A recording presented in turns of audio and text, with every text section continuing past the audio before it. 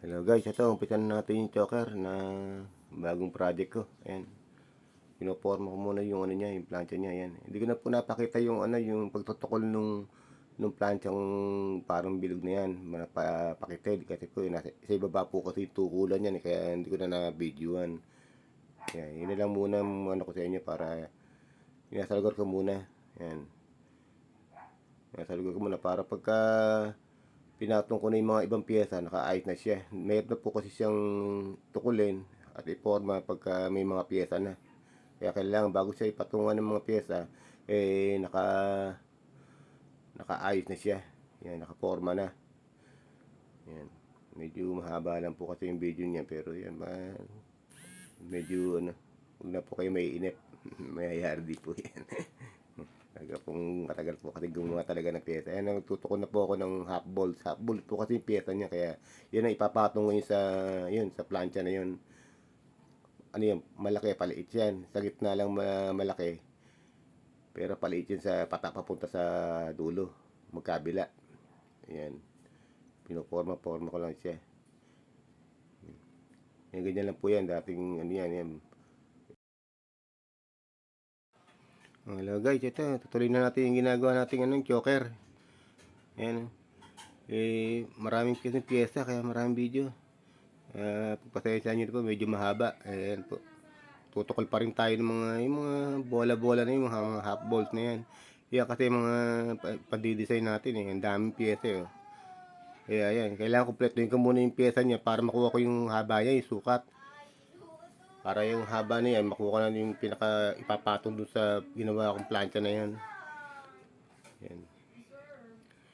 Medyo marami kasing pyesa. Yung mga half bolt na yan, malaki sa gitna, palit sa itaas.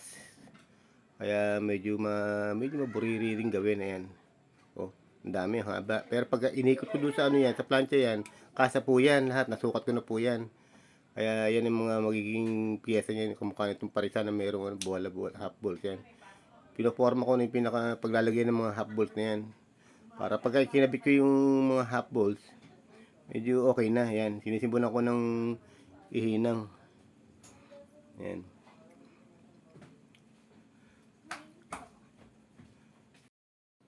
Wala guys, ito tutuloy natin yung ginagawa nating bagong project kong na choker na silver. Ayan. Sinisimulan ko na ihinang yung mga half bolt na yan, mga half bolt na yan. Talagang ano po yan, yan. Medyo antay-antay lang po tayo yan. Minamadali ko na po yung video para umiksi. Ayan, mahaba na siya. Mahaba na yung nahihinang kong half bolts. Para di yan. Medyo mahaba-haba na yung nahihinang kong half bolts. Pag nangyari po yan, maganda po yan. Makikita nyo pag nangyari na. Yan. Hinang muna tayo. Yan. Medyo konting lang yan. Medyo mahaba-haba na nahihinang natin. Yan. Mahaba-haba na. Yan o. Ayun o. Tumatalong pa yung iba pag kami po. Ayan. Hanggang dyan lang po muna tayo para ayan, natapos ko na po yung hinangan lahat ng mga half bolts. Salamat po.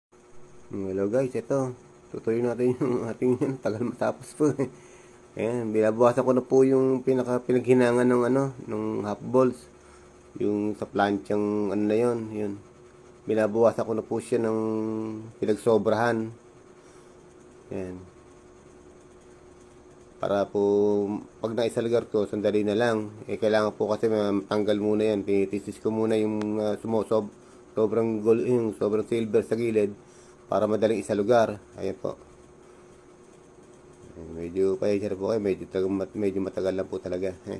Ayan, medyo napagtsatsaga naman po natin yan. Ayan, babawasan naman yung coating sobrang silver sa gilid. Ayan.